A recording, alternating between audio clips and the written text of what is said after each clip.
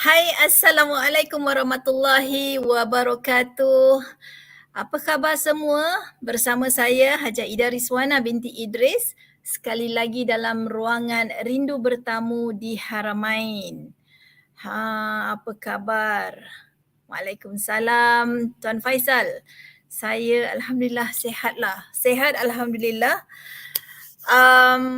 Syukur nikmat kerana masih lagi diberi kenikmatan kesihatan ya, kepada tuan-tuan dan puan-puan, jaga kesihatan baik-baik.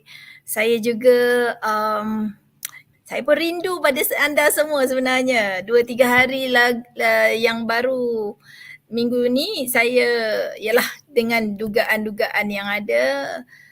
Tapi Alhamdulillah dah selesai dan saya dah balik daripada hospital, baru balik dan terus bersama anda semua.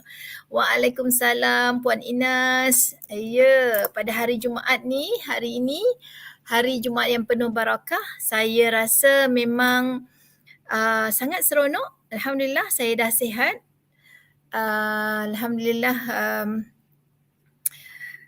keadaan bertambah baik insyaAllah. Doakan semoga kita semua sihat dan insyaAllah kita boleh kembali semula ke Tanah Haramain insyaAllah.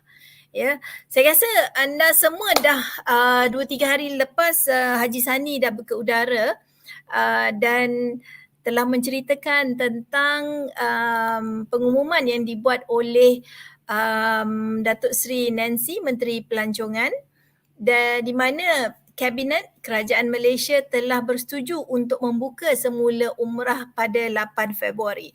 Alhamdulillah, syukur ya Allah kerana Alhamdulillah kerajaan menepati janjinya 1 bulan saja penangguhan untuk memperbetulkan, memperkemaskan semula SOP. Alhamdulillah. Dan buat masa ini kepada tuan-tuan dan puan-puan, walaupun semalam saya berada di hospital tapi masih lagi berkesempatan untuk menyumbang dari segi ilmu, dari segi pandangan, pendapat dengan pihak-pihak association, dengan Bumitra, dengan pihak Motek. Kan kita mesyuarat boleh secara online saja kan. Jadi di mana saja berada, asalkan kita ingin menyumbangkan pendapat kita, pandangan kita, insya-Allah semalam telah kami bermesyuarat untuk memperbetulkan lagi SOP untuk dicadangkan pada pihak kerajaan.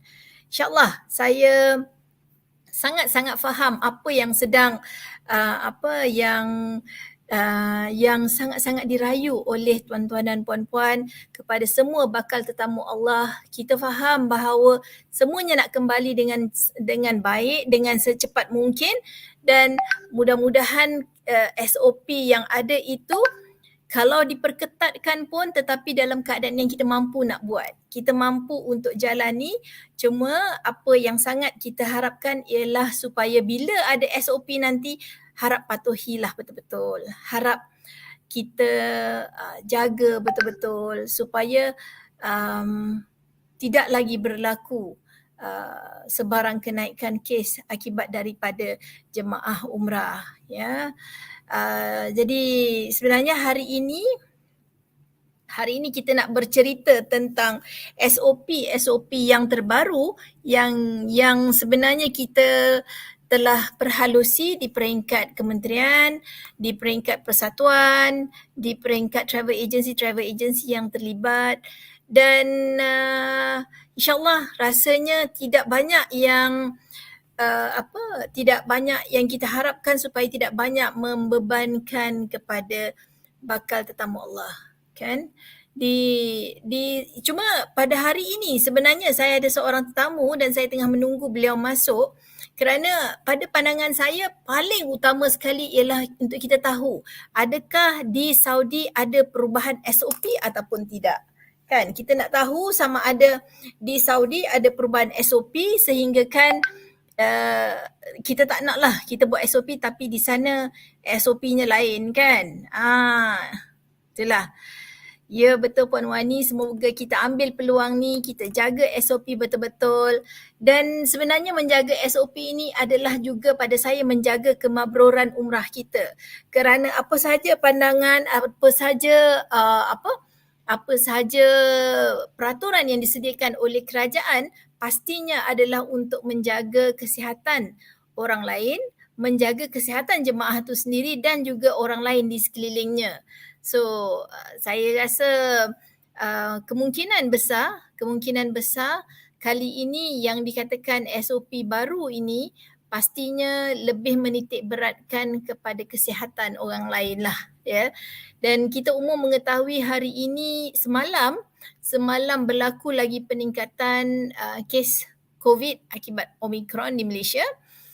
Itulah yang sangat-sangat dikhawatiri oleh pihak kerajaan supaya kita boleh bendung penularan Omicron ini dari awal lagi dan tidak membiarkan ianya merebak lah sehingga tak dapat kita kawal, kan. Itulah.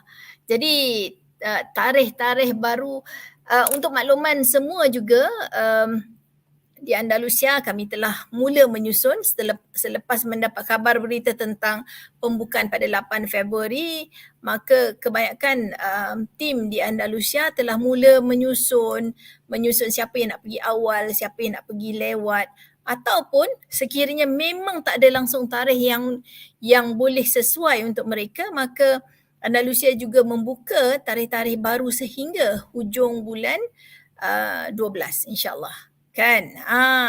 Ini adalah berita yang kita dapat dari Saudi bermula dari 1 Februari minggu depan. Booster dose kepada notis ini sebenarnya adalah untuk semua rakyat negara Saudi, mereka yang punya iqamah dan katanya kepada penduduk GCC yang bertandang ke Saudi. Jadi sebenarnya notis ini bukan untuk international guest ataupun bakal tetamu Allah dari luar Saudi. Jadi ini dikabarkan bahawa negara Saudi sedang cuba untuk menggalakkan ataupun membuatkan kewajipan kepada semua rakyatnya untuk mendapatkan third dose. Di kat situ, getting the booster dose, third dose is mandatory. Kan? Dan antara syaratnya ialah dikatakan for the following, untuk masuk ke tempat-tempat ekonomi, tempat-tempat komersial, mana-mana event yang melibatkan turis ataupun mana-mana kawasan, semua orang Saudi diwajibkan untuk mendapatkan third dose.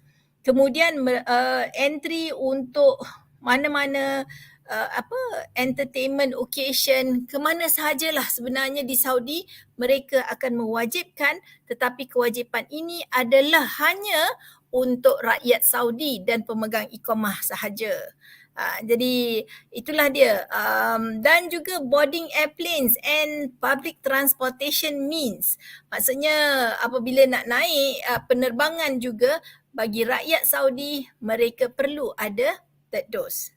Ya, banyak persoalan di sini. Hjh Ida, adakah wajib ataupun tidak untuk rakyat Malaysia khususnya yang akan mengerjakan umrah? Okey, saya sebenarnya itulah, saya menunggukan seorang tetamu khas dari Saudi untuk explain pada kita, untuk jelaskan pada kita sebenarnya peruntukan ini terpakai ataupun tidak kepada rakyat Malaysia. Kan? Sebenarnya kita pun kerajaan belum lagi mewajibkan, kerajaan sangat-sangat menggalakkan kepada semua rakyat Malaysia juga untuk mendapatkan booster dose. Namun demikian, saya faham juga sebenarnya ramai lagi yang belum ambil lagi booster dose, ramai yang masih lagi ragu-ragu, skeptikal, masih lagi disebabkan oleh banyak kejadian-kejadian yang masih lagi dikaji, masih lagi dalam kajian, kenapa berlaku keadaan-keadaan yang tidak sepatutnya, kan. Jadi ramai yang masih belum dapatkan booster dose. Saya faham isu itu, tetapi dikirakan dari segi prorata melihatkan kejadian kematian ataupun sebarang kesakitan lain berpunca daripada booster dose ini, kita lihat bahawa jangkaan itu agak rendah.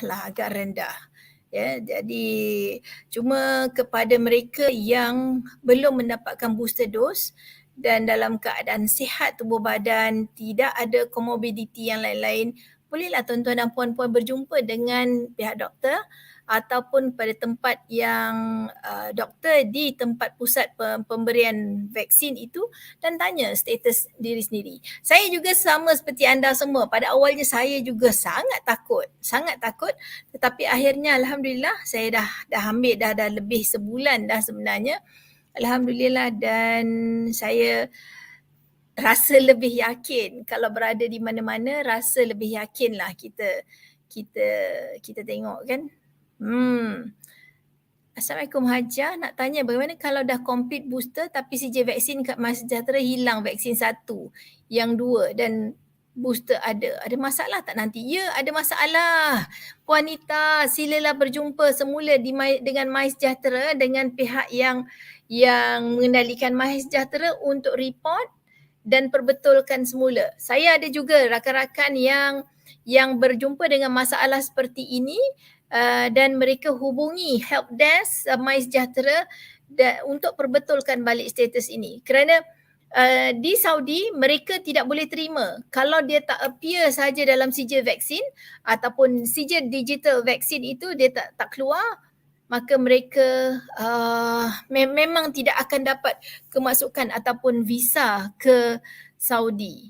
Kan, jadi harap puan tekan dalam My Sejahtera yang help desk itu, insyaAllah memang boleh diselesaikan.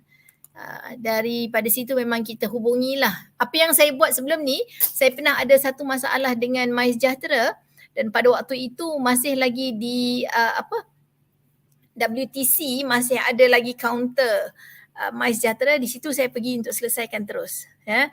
Dan mungkin tuan-tuan dan puan-puan boleh pergi ke mana PPV yang berdekatan dan berjumpa dengan pegawai-pegawai yang mengendalikan My Sejahtera, insyaAllah mungkin. Sebab mereka ada sistem tu. Sistem tu yang boleh membetulkan semula. Ya betul, kesan sampingan pun tak serius sangat. Sebenarnya anak saya sendiri telah mengambil booster dose. Dari yang pertama, yang kedua, ketiga, dia langsung tidak ada apa-apa kesan sampingan. Saya pun hairan juga, tak demam ke, tak apa ke, risau. Tapi alhamdulillah tidak ada apa-apa kesan sampingan. Alhamdulillah.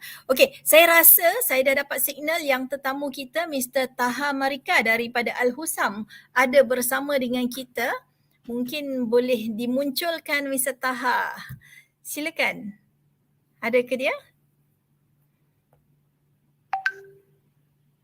Oh, dia tengah setting kamera dulu sekejap. Saya telah mengejutkan Mr. Taha dari pagi ini. Beliau masih pagi lagi sekarang ini, pukul 10 pagi. Dan saya kata, yelah hari ini hari cuti di sana. Katanya sejuk cuaca di sana. Dan saya minta tolong dengannya. Tolong explain kepada ramai yang mengikuti program kita, Rindu Bertamu di Haramain. Dan ramai nak tahu.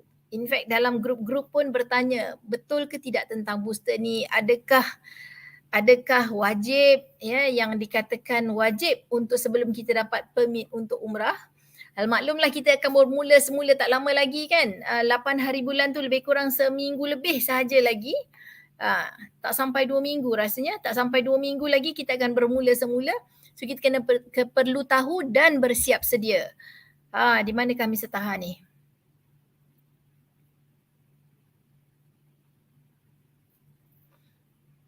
Saya doakan tuan-tuan dan puan-puan sihat-sihat semua.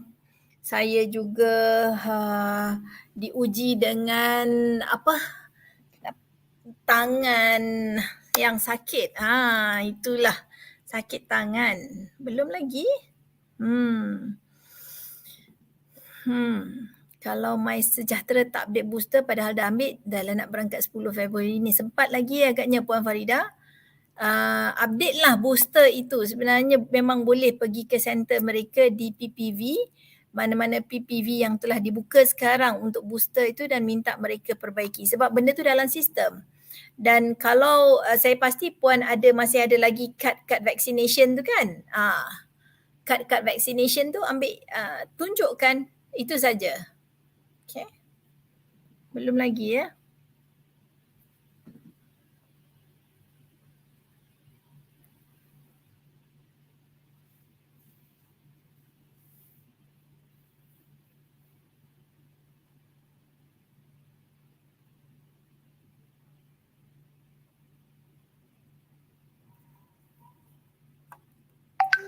Belum lagi nampak kayanya.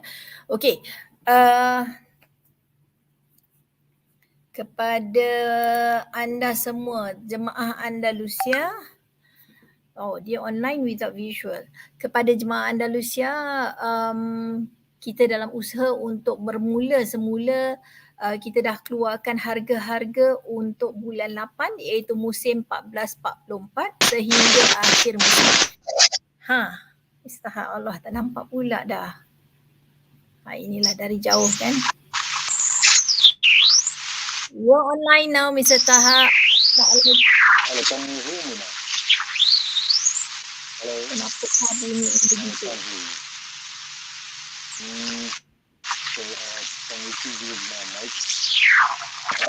I can see you now. You've got to unmute. Hello. Assalamualaikum, Mr. Taha. How are you? Yeah, I can it's see you okay now. Yes. You can see me, but maybe I you think can you tilt can. your camera a little bit. You tilt your camera. Now I can see you better. Yeah, but I think I have to go back. Yeah. Are you able to hear me now? Yes, everyone is able to hear you. How are you? Thank you very much. I'm really sorry. I And it's noticed your okay. message late to being Friday, I know it's Friday. It's a little bit cold. I mean, not always in Jeddah, you see. So people after Fajr, I think everybody starts sleeping. Okay, so Mr. Taha, we are in this program and we have actually showed our audience the notice about the requirement for booster. Now, this is the requirement for getting the booster dose is mandatory. Now, everyone's asking because not everyone from Malaysia has taken the third dose. No, and that is it is, compulsory? I don't think any country, I mean, not many countries have been taken the booster dose. Even there are a lot of countries, they couldn't complete the second dose. So Yes. this is irrelevant. Even in Saudi Arabia, because of the surge now, the Omicron and the high volume of infection, here too that the scarcity of the booster dose is still pertaining, So here the Saudi Arabia also is not going to mandatorily impose that from 1st of February to have the booster to go to the location, I mean to the offices or something like that. Because earlier it used to be, I mean it was announced I think quite a few months back. It's only for Saudi people, only for those who are living here, Saudi nationals and residents. It was announced sometime early of December. Yeah, it was announced so early. At that time, there was no Omicron surge at all. So now it has become so fast and spreading. So many are not able to go for the booster dose because if they are infected, they have to wait for a few months or something like that. To take the next booster dose, you see. So even the availability also an issue here because of everybody's rushing for that, you see. So it is never going to be implemented, as they say that from 1st December. Even if it is implemented, it's only for the local Saudi people and the residents who are living here. Not for those coming for umrah, not for those coming for visit visa or employment. I mean, they can come in. The employment visa can come in, but later they have to go for the booster dose. But or the employment visitors for short visit like umrah and all these things, never it is going to be applied. That's for sure, because we just confirmed yesterday from the Sijil and this way to Umrah people, because the way to Umrah, they connect us the government IT people, and they said that it is not going to be imposed for the people who's coming for Umrah. That's for sure. Alhamdulillah. Which means that there is no issue about compulsory for the booster? No, not at all. Okay. No, because But there are so many questions. in your case, I mean, mostly if you people are under Chinese vaccine, like Sinopharm and Sinovac, you are taking a booster dose to come in, isn't it? Yes, exactly. That's what is the same followed here. I mean, any other country. But the regulation for the quarantine is going to be serious because we can see those countries they are doing, like Pakistan is now started. They are coming always. They are coming on quarantine 4 nights, 5 days quarantine. You see, Why? because their vaccine is Sinopharm and Sinovac. I see. So which means if you have Sinovac or Sinopharm, you can straight away come in without your booster, but you've got to be quarantined for 5 days. That's right. Yeah. Exactly.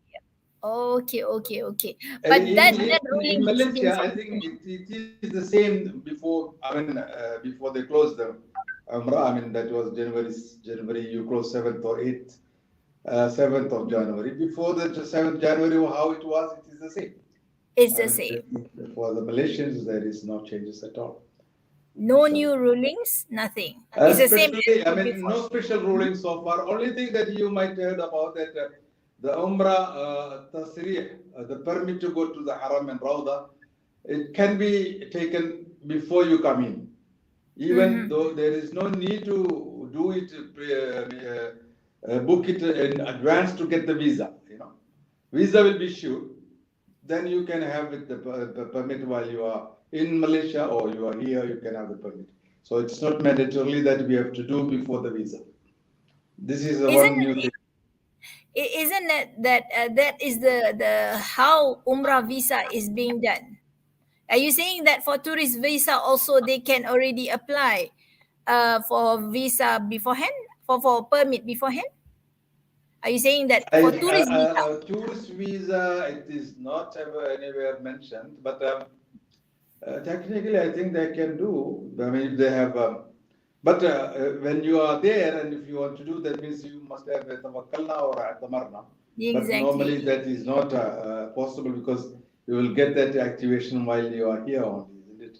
So technically that is not going to happen. But we can, I mean, Umrah can take the permit. For example, you have a group coming on the 10th of February. We are getting the visa by 5th. And from now, from the 6th, we can apply and get the permit ready before you come in. Unlike before, you remember that the people, they come in and the system realize their entry into the kingdom. Then only we get. I see. Okay. So they have updated the system. Yeah. Otherwise, everything else is the same? It is the same. I mean, there's no, new rulings at all. I mean, here, even though the numbers are high, the things are quite normally. I mean, restaurants are open, public functions are happening. I mean, it's okay. I mean, there's no much. But of course, the restriction like wearing mask and social distancing and things like that, that is there. It is mandatory. Mr. Taha, also there are few they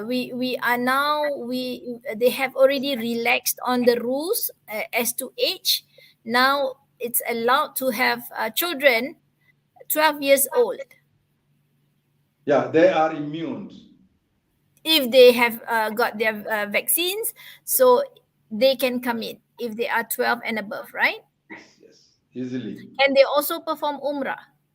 Of course, once they have the visa, they are eligible for everything what is getting an adult. Exactly. Alhamdulillah. So things are getting much better. The rules are getting more relaxed, and I think Indonesian has also come in, right? Yeah. Indonesians are coming in a lot. I mean, the big groups are coming. The big groups are already there. Yeah. What about Egyptians? Egyptians, they are going to start from February. I mean, they have their own GDS in their country. They have to get all these things registered there and they have to go through that. So we have already, few agreements already got ready now. Even I think they are going to the government will impose. These are the OTAs they have to go through and all. It's only very little, small numbers are going to be given to the agent. We hear about maybe 100 passenger, 120 passenger per agent. Okay. So one last issue actually, Mr. Taha. This is regarding there are many Malaysians who actually got their tourist visa, and then once because tourist visa they have the coverage from the insurance as well, but for tourist visa, as remember we were discussing, for tourist visa, there's a different way of claiming for the coverage. So maybe Mr. Taha, you can explain a little bit how is it done for tourist visa only? Because for umrah visa, we know that everything is taken care of by the muassasah. In fact, Madam Ida, as you know that tourist visa basically it is an individual affair. Individual. Yes. Yeah, because even though you are organizing a group of people coming on tourist visa, it is technically speaking, they are individuals. They have done their own visa by going, I mean, you said the DIY. Yes. Something like that. So the thing is that whatever claims and things like that for insurance will go to them individually. So there is nobody here representing to claim on behalf of them. On their behalf. Yes. Yeah. But what I mean, like we people, we are given some SLAs and things like that, that we can do some services for these people, where our role will be limited, like we will take them or we will fill the form up and we will assist them to claim. But automatically the claim goes to his account. Mm-hmm. So, I mean, unlike Umrah passenger, we as an Umrah operator, we claim on behalf of our passengers, and the fund or the claim amount comes to us. The compensation. Compensation comes to us, and we are paying, I mean, the hotels or the whatever. The hotels and everything. Exactly. But in the individual case, when it is a tourist visa, they have to pay, I mean, in front, and the claim comes to their account, then that's it. So this is the difference between individual insurance and the Umrah insurance. But then, with this system for tourist visa, whoever who goes on tourist visa has to understand that they have to fork out the money first. That's right. Before they go in wrong, Allah forbidden that they have been hospitalized or something like that, it has to be spent from their pocket. And even if it is, they are positively tested COVID, then they are isolated, then the extra days or whatever it is, the hotel charges has to be paid by himself. And or I mean, it's up to the agent can pay, and when he get the money or he pay, I mean, that's something internal, but technically it is he has to pay and the money will come to his account. Yeah. But we found it is not that easy, Madam Ida. I mean, even that. It is not easy. I know it is not easy. I mean, it's something, we don't know. I mean, the insurance guys, they are not cooperative, Yeah, of course. But we know that it is not easy. I think these are the things that our government needs to resolve, and the travel agencies and the association is always keep on reminding that the best is of course the Umrah visa. The best is of course Umrah visa, because you know that everything, this is actually under the Taunia. I think it's not really that clear. Yeah. But the best is, of course, through Umrah visa, because we have a travel agency the local travel agency taking care of us. No worries. If anything goes wrong, the travel agency the local travel agency will take care.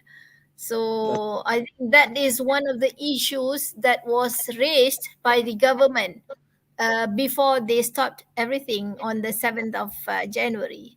So we're looking into this issue again. I think. I mean, the government must not take it as a responsibility, or it's a business done by the travel agent in Malaysia, because these are the individuals.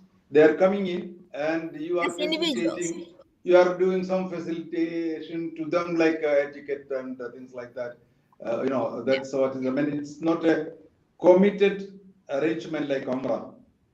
That has to be. I mean, the government has to consider like that. I mean, if they can't stop the people anyway, individually, everybody. I mean, anybody want to come in for tourist visa, they are going to come. The government has no say for that. Because they are doing it their own and they are coming on their risk. But here, when they come under the umbrella of an agent, they think it's must everything. They are coming as Umrah passenger, but not. They are not coming as Umrah passenger. You see, of course, I mean those agents have no capacity of doing an Umrah agreement and having this kind of things. They will do that. I mean, as their income, their revenue. They are going to do it as a business. I mean, in fact, So there is no. I mean, nobody can stop it. This is what is happening everywhere. Yeah, many countries are doing it very. I mean, simply they are doing. I mean, like America, I think. I mean, nobody is doing Umrah now. They are all doing a tourist visa, is it? Oh, but it's okay to do tourist visa. It's just that they have to have in mind that everything is under their own responsibility. Yeah, because when we submit for the tourist visa itself, nowhere it is, nowhere the travel agency's name is entered into the system. So nothing. Nowhere. It's independent individual. It's an independent venture in their own, so it comes with their own responsibility, I think. Yeah. But the government is encouraging. Now I was reading yesterday that whoever comes on visit visa or business visa and they are allowed to go for Umrah and the permit will be given. I mean, the permits are given. I think I can send you the link. I read it yesterday. So it is becoming something like popular. The government is not going to stop them to come in, and they come and they get the Umrah. Easily they get the Umrah permit also. But it is different, Mr. Taha, because anyone who comes as an Umrah passenger, they are considered Duyufur Rahman by the ministry themselves. So they are given the special privilege. Everything is, taken care. Especially when you come for Hajj, in fact, that kind of privilege and status is given for those who comes as Duyufur Rahman. Thank you, Mr. Taha. So I think as a tourist, which also can be non-Muslims, I think that kind of privilege is not afforded there. Yeah. Of course. So anyway, tourism is intended for that, exactly the tourism what is going to happen here in Saudi Arabia. But as the Muslim tourist comes in and it's a holy place in Saudi Arabia, they are the tourists, so they can't stop them to go to the holy places. They are Muslims. This is where that's what is happening now, But their intention is to boost or to promote the tourism. I mean, I think even your country, we have. I mean, our Saudi tourism office is open in Malaysia too, everywhere in the world. So this is where their intention or their further going is for the tourism. A lot of things are going to happen here. Anyway, thank you so much, Mr. Taha, for today's engagement. I hope that everyone has. Sorry, I was late. I couldn't. No, it's okay. It's okay. No. Yeah, it's okay. Thank you so much. We look forward to see you people again, inshallah, as usual. I will come after all these issues are settled. I need to be around because we are now doing all the SOPs, redoing everything. So I will be around, inshallah, once this is over. Thank you so much, Mr. Taha. Thank you very much. Thank you. Mubarak. And send my regards to Mr. Abdul Aziz and the rest of the team. Definitely. And Bunari called me. He couldn't make up, because it's okay. Right. Take care. Thank you. Thank you. Assalamu alaikum. Waalaikumsalam. Okay, so sebenarnya perbualan saya dengan Mr. Taha tadi lebih kepada berkisar kepada kewajipan booster, dan jelas tuan-tuan dan puan-puan sendiri dah dengar bahawa booster itu tidak diwajibkan untuk jemaah umrah dari Malaysia. Alhamdulillah. Jadi kepada mereka yang belum lagi mengambil booster, jangan risau, jangan jadikan satu halangan untuk kita meneruskan niat, hasrat, kerinduan kita untuk bertamu di Haramain. Dan di akhir rancangan tadi juga saya berbincang dengan Mr. Taha untuk bercerita tentang perbezaan ya ataupun lebih kepada pelindungan daripada insurans yang ada sekiranya kita memohon turis visa ataupun umrah visa.